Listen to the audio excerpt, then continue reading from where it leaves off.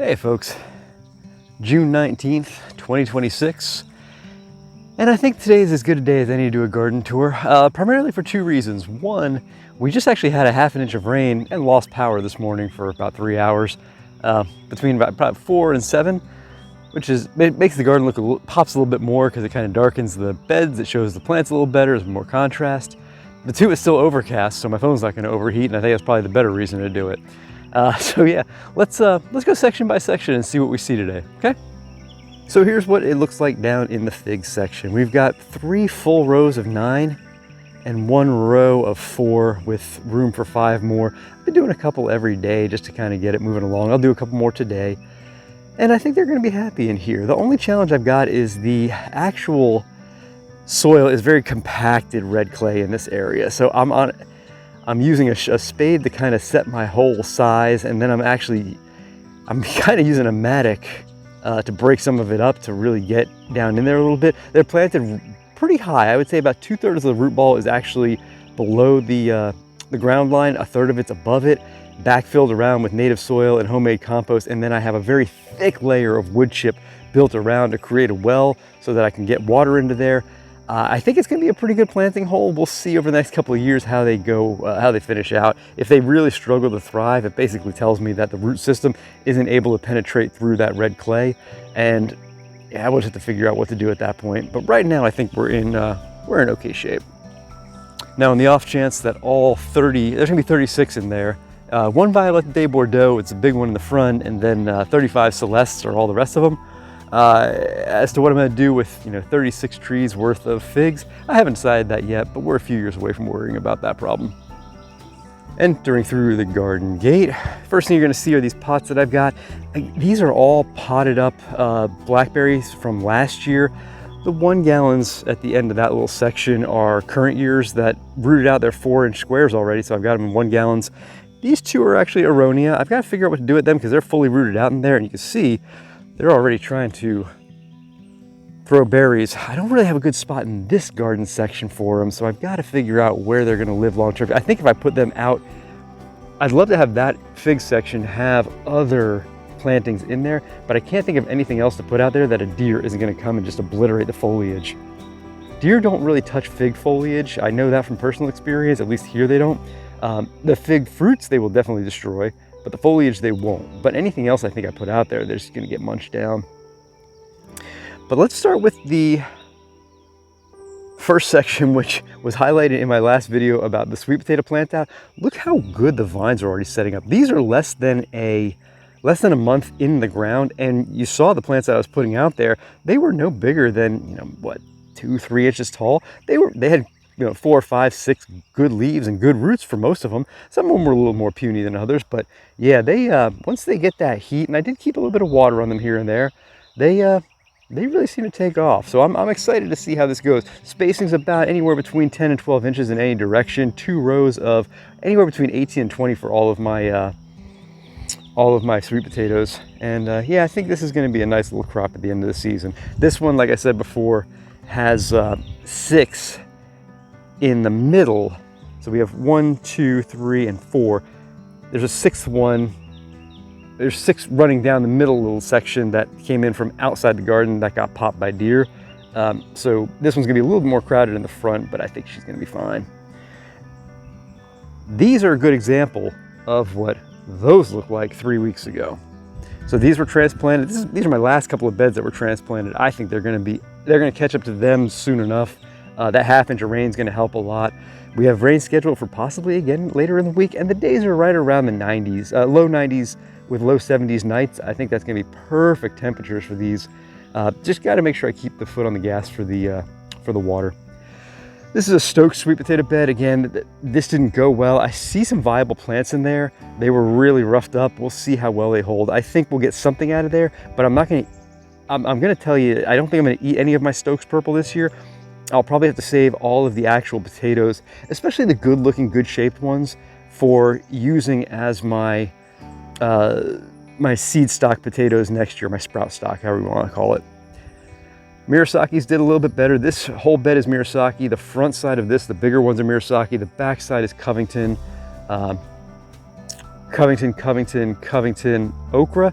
And here we've got and these all fell over last night. This is my pathway cilantro, and you can see not only is it flowering, but it is going to seed. So if I wanted to save seed from there, I could probably just pop those off at some point, let them dry out, open the little pod, and the seed will fall out. But they do such a good job of self-seeding in this area, I haven't even bothered trying to save cilantro seed. Plus, and I don't take these out because I do get pollinator action with keeping these things going. Okra's looking pretty good. I've got a small plant there and a smaller plant there and there. And the reason why is because I lost a couple here and there, and then a couple of them had two that popped out of the hole. So when that happened, I levered them out very carefully, best I could, in the early evening. So probably call it 6 o'clock. Put it in the new spot, watered it in. Okra doesn't like transplanting that way. It seems it's a little aggressive for their root system, but over enough days, they seem to do okay. So I think, obviously he's well behind the rest of them, but long term, he's still gonna throw fruit, and that's really the most important thing. And my last sweet potato bed on this side, and you're gonna see 3 rows in here. The bed is obviously wider, and we did go with a more traditional diamond pattern to give a bit more spacing. So probably about, again, 10 inches between corner to corner and 12 inches there. And again, it's tight spacing, but I mean, I have 47 plants in that bed. I think long term it's gonna do absolutely fine. Asparagus, another year of not eating asparagus because I'm really trying to get this bed going for heavier production. So next year I'll be able to eat off this bed beautifully. The root system should be really developed at that point, so I should be able to go, as hard as I want at the crowns to eat as much asparagus as I want, and then just let the later season stuff take off. But right now I really wanted to have a lot of material to photosynthesize so that I could actually build that root system out for this 3rd and final year before I get to eat. Blackberry section, I've been harvesting blackberries every single day for probably the past 9 or 10 days in pretty good, I've been getting very decent yields out of it. Some have not performed nearly as well as others. I haven't done my blackberry harvest today, but I'm going to. A couple problems I had this year, my Primark Freedoms, which is my favorite variety. This is a Primark Freedom. The one on the end is a Primark Freedom. They didn't produce their spring crop proper because the flowers came out when the strawberry flowers first flush came out. They got popped by a frost, nothing happened. That hasn't happened before on my strawberries. It hasn't happened before on my my Primark Freedoms. And it happened this year, which is why my strawberries actually didn't yield much at all this year, and why my Primark Freedoms didn't do either as well. Luckily, I have other varieties that did well. I did notice that the lack of rain that we've had has really cost me some pretty good production, and I can see now with my pruning technique, I need to continue to refine it to shorten some more of my canes and shorten some of my lateral branches because I had a lot of fruit not produce and not finish. And I think it's because the energy from the root system to the tip of the lateral branch was it was too far away from it to really produce. Still got plenty in the freezer. Swinging around to this side, the blueberry harvest has been very disappointing. I think it's a combination of water, and I am gonna have to check my pH in this area because I just think I'm probably running a little too, the rest of the, I'm willing to bet if I got a pH test done on the entire garden, pulling from all areas, the average would probably come around somewhere around 6.2 to 6.5, maybe 6.7 at the most. Blueberries really want that high 4, low 5 range, I think, to really be much more healthy. This one over here had a main trunk like that, but it didn't wake up this season, so I chopped it out, and you can see there's new growth coming out of there, but the green is a little bit pale. But compare and contrast that to the new growth coming off of Pink Lemonade, which is really a lot more rich green. So I'm not quite sure what's going on here. I've got a couple ideas of what I'm gonna do to improve this once I get that pH test done. It's gonna probably involve a combination of elemental sulfur and pine needles as a mulch, pulling a lot of the mulch back, and maybe have a big pine needle section in here to further help acidify the soil just a bit more. The raised bed for sweet potatoes is doing just fine. I just need to make sure I stay on top of that for water, obviously, because it's that much further above the native soil. So without the rain, it's going to require a bit more attention. This is a San Marzano determinate variety of tomato, and it's the only tomato bed I had. These two were the same thing, but they failed now twice. One from this bed actually did fail in the freeze, but I had backup plants which covered me up. I didn't have any more backup plants for these two, so I grew out more. I put them in, then they got whacked by pests and I think birds. So I said, forget it. I'm not going to try to get my tomatoes going this year. For the freezer, I had extra sweet potato slips, so they went in there instead. And I'm fine with that. As much as I can be fine with failing at an entire crop that I usually do well at, you roll with what you got, and it's not like we're going to be shy on total produce coming out of the garden, so we just won't necessarily get everything we want from that particular crop. But I got a pretty good tomato plant here. We got a couple of aged ones there that are throwing some good fruit. And actually, if we take a look at it, we're going to see plenty of flowers and fruit on these guys. Yeah, I mean, the fruit clusters are strong. What I am going to have to do, I've got the shade cloth that I'm experimenting with for my raspberries over there. I'm probably going to drape it onto this one in the coming days just to figure out how to keep some of the pressure off of those tomatoes that they want to start ripening up, because sun scald here is a very real thing.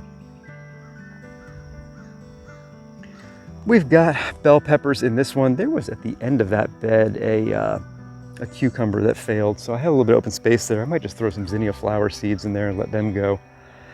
And in this bed, we've got a combination of some bell peppers up front. They were transplanted before this one. They actually may be a different variety that I started earlier. And then we got 2 rows of habaneros down there. Habanero and hot pepper is a pretty heavy theme in the garden this year, just because when I propagated, I had a ton of success with them. So usually when that happens, I find spaces for things.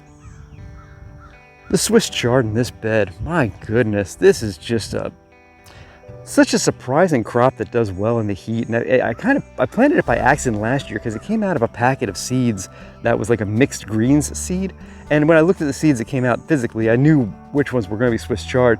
And when they grew last year, obviously all the brassicas that came out of that pack of seeds bolted or got hit by pests pretty quick in late spring. But they held on all season, so I wanted to go with an actual pack of Swiss chard seeds. They're supposed to be rainbow chard. All we got is green. And I gave my neighbor seeds as well from that same pack. All she got was green. So nothing doing as far as the white and the purple and the reds and all those fun colors. But you know what? Still tastes delicious and still grows like crazy. It'll be interesting to see how well it does hold up in the summer this year. Because that'll be 2 years in a row that I've carried Swiss chard through the summer. And yeah, really interested to see if it could be a staple summer green for me going forward after the brassicas give up. Onions, that's round tropea. Those were my leftovers that I had from the bed that you're going to see in just a moment. They're still trying to round up. It's a short day onion. Got some weeding to do in that bed. But I'm not unhappy with how they're starting to bulb out a bit. Green beans, they're doing well. This is Provider variety. This is all save seed. I've told my story numerous times over the past year about how the 2 pounds of purchase seed yielded horrible germination rates, like 8 to 12%. And these are actually saved seed from the 8 to 12% that actually did germinate last year, that I tried to germinate this year again and got 0%. And with my save seed, I got almost 100%. So I'm going to try to make sure that I do a good job of saving seeds on this one going forward so that I always have a good fresh stock to work with. Habaneros, 2 rows of. Now let me go ahead and tell you my habanero story, because this is going to be kind of an interesting one going forward this season. So for those of you who don't know, when professionals will tell you how to save a seed, they're going to tell you to try to get as many different seeds from as many different plants that are really, really healthy, just to really diversify the genetic material. And I did that last year with my habaneros. I picked my favorite plants. I had the really great healthy pods. I saved the seeds from them. And I went to seed start them this year, and the seed starting went really well, but then something went awry, and I can't remember what it was, but I lost every single seedling. Now here's the counterpoint to that I'm kind of interested to see what happens. There was one habanero pepper last year that I harvested that was really big, blocky, wonky.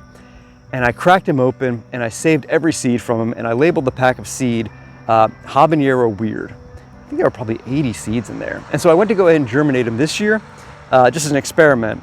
And I might have done it at the same time I did the other habaneros, or I may have done it a little after. Every single habanero I have in this garden is off of that one pepper, the wonky, weird one. So I have no idea what I'm going to get this year from that. Not a how to save seed is this story, but let's see what happens, because it's going to be kind of fun. Next bed over is another pepper bed, and we've got, I think this is either YOLO Wonder bell pepper or California Wonder, I'm not sure. And then we've got Fatali is up next. And in the back, we've got Shishito, which are starting to throw quite a number of flowers. I don't think I saw a piece of fruit on these guys yet, but we're probably not too far away.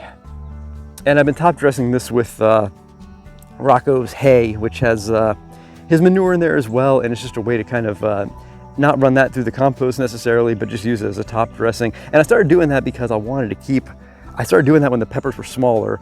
My goal was to try to keep the sun off of the compost and use it as a way just to kind of continue to slow infiltration of water down and trap water better and better.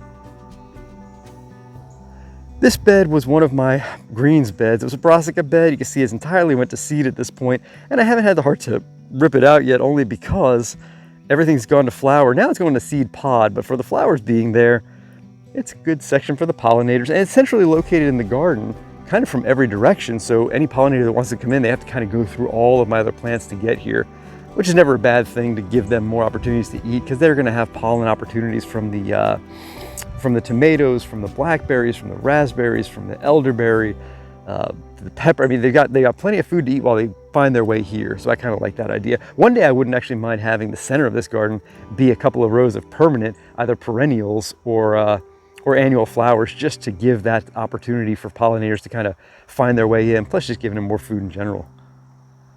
Next bed over is another brassica bed. This is mostly broccoli, mustard, and kale. The kale's still holding on great. The harlequin beetle is definitely here, munching out a bunch of stuff, but he hasn't destroyed my kale yet. Broccoli going to seed. I got some side shoots there I can take as well. I'm probably going to lose the cauliflower in about, I'm sorry, not the cauliflower, the kale, in a couple of weeks, because I've tried carrying that in the summer. It does not seem to bolt. This variety is very bolt resistant. It's red Russian kale. The problem is by the second week of July, all the leaves basically look like skeletons because they're just so defoliated by the pest. Lima beans in this one, and I do not quite know why yet. This row is not germinating nearly as well as this row. I've been putting a lot of pressure and keeping water to make sure they go. Just haven't had a whole lot of luck on that one yet. It was a soybean bed, and actually this middle row here are the residual soybeans that didn't germinate the first time around. I pulled those plants out because it was so spotty, and now I'm kind of regretting that because the lima beans are spotty too. But I'm not going to pull these out a second time. That was one enough. Beet bed doing really, really well. I'm out here whenever I want to come out and grab beets. I can grab beets. Yeah, that makes me so happy. I love having a good full beet bed, just about as much as I like having a really big full carrot bed. And you saw the other day, I had a short out there showing how I pulled 3 carrots from one little section of that bed over there. And I did not thin these beds this year. It's the first time I did that. Usually after germination, I'm kind of crawling on my hands and knees and separating between 1 inch, 2 inches to give them a nice big space. But my fall planting this past year, I don't think I thinned that one yet either. And they grew fine, so I wanted to try a full, and I wanted to make sure it wasn't a fluke, so I wanted to try a full spring planting in the same way of not thinning. Now, if I saw huge clumps of like 40 seedlings in one section, yeah, I got my fingers down there and pulled a couple out.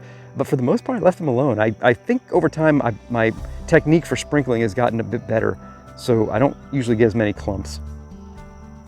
Onions, this is again round Tropea, red Weatherfield, short day, long day. Bulbing up. Not really bulbing up. So I've actually grown red Weatherfield before and had some pretty good bulbs out of it.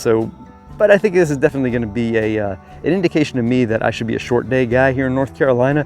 We're at latitude 36, which when you look at the maps and recommendations, they call it an intermediate day, which kind of implies that, and there aren't too many intermediate day onion seeds to try.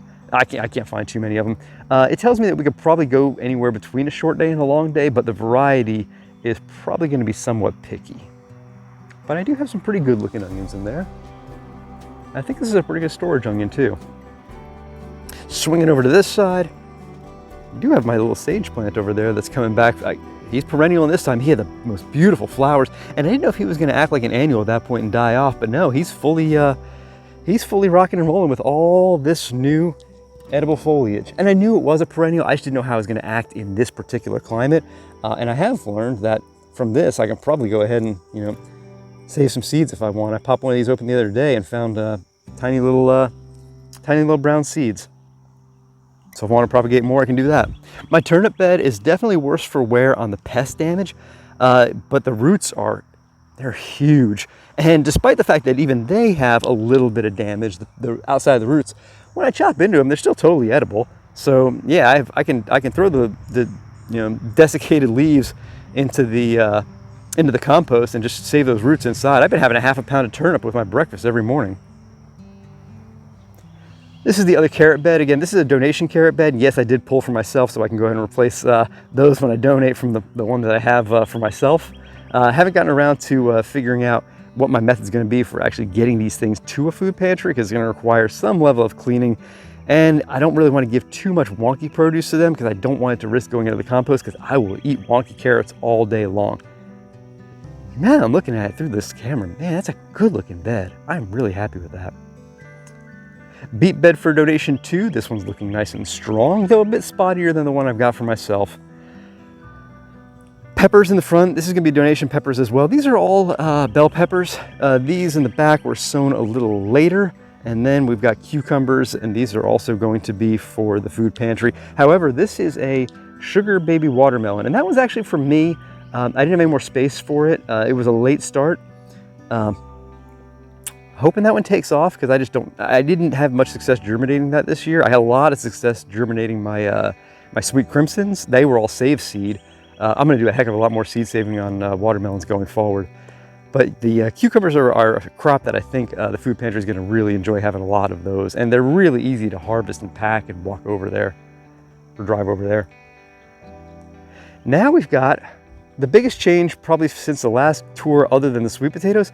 These were my strawberry beds. I still have a few left. We'll talk about those in a minute. But what I've been doing is I've been ripping the strawberry beds out. And then I've been direct sowing black-eyed peas. We've got, this one is pink eye purple hull in these two. And before I put the compost down, I'm actually sowing the seed, backfilling, and then I'm topping with the compost. I'm trying to slow water infiltration down into the soil, because the soil is very hydrophobic right now since it is so dry. And then I water the compost at that point, and I have noticed it does a good job of sinking in.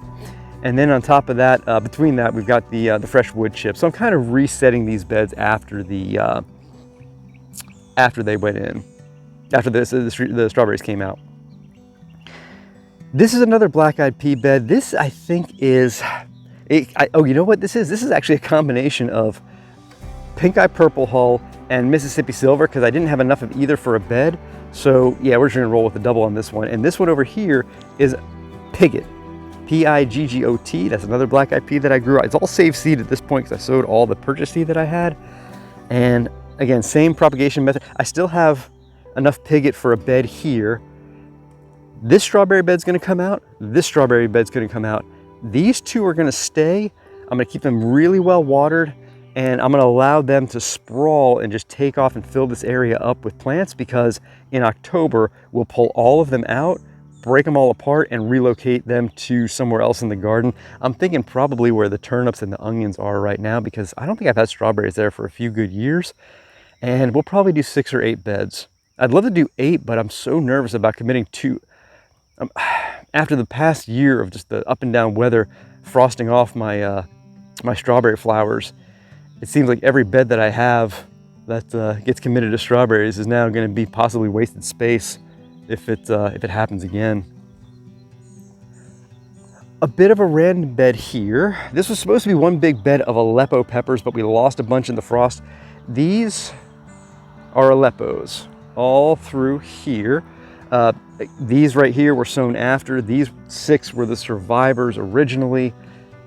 These 3, 1, 2, 3 are Fatali peppers. And then I've got green beans running down here before you run into Swiss chard. So yeah, very much more of a hodgepodgey style bed than I usually do. I try to make sure that my beds are a bit more one planted, or at least one type, if not one variety, only because it's a lot easier to control the watering. It's a lot easier to harvest when you're not trying to work around different types of plants. And I'm not worried about a diversity standpoint, because even if every bed that I have is one crop, look at how it goes. You know, you got black-eyed peas, lettuce, peppers, strawberries. Within this small section, even if each bed is dedicated to one crop, it's still overall a pretty diverse garden. Now, this is not just one lettuce bed. The lettuce is actually, you can tell, is bolting at this point. I can still probably get some of the lower leaves off that haven't necessarily got the same bitter taste that the upper leaves are going to get. And then we got the lima bean experiment back here. These are the Aldi lima beans that I did. I'm tossed up about whether or not I'm going to let them finish, only because I've got the other lima beans that are a bush style in that other bed.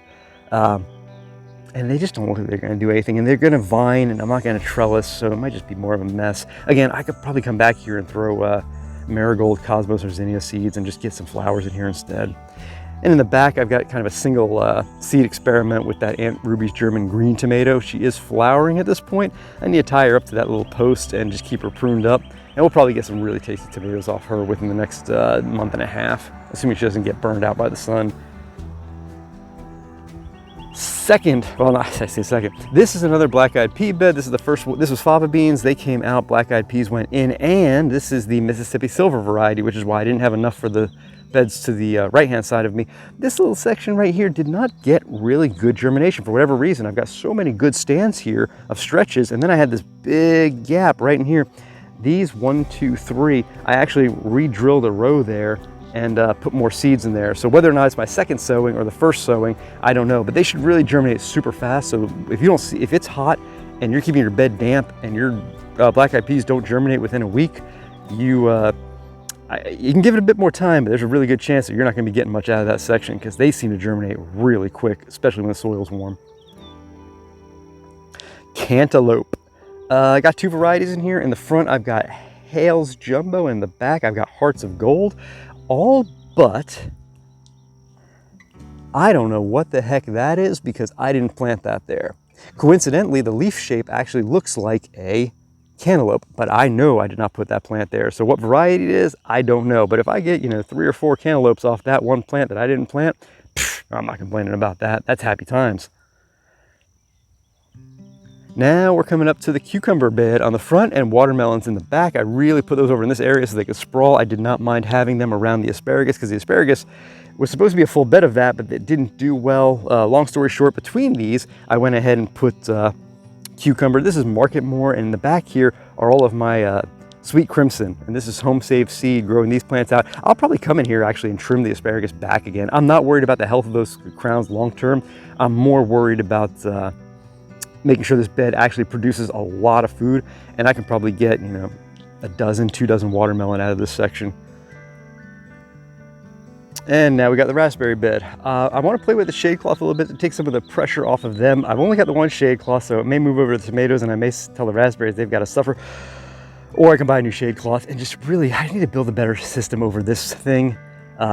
Again, I wasn't really anticipating having to need the shade when I first set this up, and now I'm thinking I probably do need shade for the worst of the heat to make sure that the plants don't stress and lose their flowers and fruit. Long-term plan has to change on this one though, so I may put extra T-posts around the corners and have a shade cloth that's draped over the whole thing. It can be a lot smaller than this. This shade cloth I think is 20 by 25 or maybe 10 by 25. It's good for a bed size out there, but it's way too big for this area. Jalapenos are doing okay enough. That was actually a store-bought plant that my neighbor gave me because she bought too many. And I said, yeah, I can find a spot for them. There was a fig there that did not come back from the past winter. It may have if I gave it more time in the ground, but I didn't. It was impatient of me. I probably should have left it, but I didn't. And here we are now. Aronia. Flowers looked great. Fruit's now looking great. And you can see it is starting to darken up. So we are probably not, but maybe a month away from having a pretty good sized harvest off of these 3 shrubs. That shrub over there is giving a bit of a slower go in its growth, and I think it's because it's really not getting much sun now because of Sir Elderberry, who is really just kind of shading him out during the better part of the early part of the day. So I think probably around 3 o'clock is when that shrub is getting its, its dose of sun, which means it's not getting full sun for the better part of the day. And I don't think it's happy from that standpoint. So I may do a better job of pruning this guy. One, I'm gonna prune the elderberries back to the ground this coming winter. And then when this one grows back, I might just kind of shape it to not overtake that aronia as much. But the elderberries are looking great. You can see we've got flowers and we've got fruit. No fruit ripening yet, but it's on its way. Now, I don't know how much fruit I'm gonna take off of these this year, only because with the aronia coming off in about a month's time and the blackberries still doing pretty well, my fruit freezer is actually getting kind of full, which I'm really happy about because I didn't think that was going to happen based upon the strawberry failure of this year. But with that being the case, I would pick aronia over elderberry for consumption, and I might just leave these for the birds. I'll still probably get a little bit here and there, but ultimately I can let nature have these. a transplanted fig, Violette de Bordeaux. That was propagated back in February. So yeah, I found a spot here for it. It's happy. This was a blackberry transplant that was a crown that was ripped out of that section over there when I was trying to take suckers from it. And this is where the crown went. I didn't know if it was going to survive and overwinter, and it did. And now we have another plant there to add to this big old row of blackberries here. Again, this first one's a Primark Freedom, so you can see that it didn't handle the frost well at all. The flowers didn't, at least. It's been throwing some things here and there, and the New Year canes are actually starting to throw their fruit, because on first year canes, they fruit on their tips, and that same cane the second year is where it fruits down to the base. It was the second year fruit we didn't get this year, but we will get some first year fruit on it over the next couple of months. And they're getting a little tired and a little worn out. I'll probably get another couple of days worth of really good sized harvests, and then that's the end of it. And I may even decide to sacrifice some of the fruit to get these old canes out once the freezer's full, only because the fruit quality is dropping now at this point, and the sooner I get some of the old stuff out, the better I'm able to kind of keep an eye and manage the New Year stuff. So that's the garden tour. This is what it looks like in mid to late June. Again, this is a little earlier than my usual garden tour. It's usually the last week of the month, but I want to take advantage of no sun.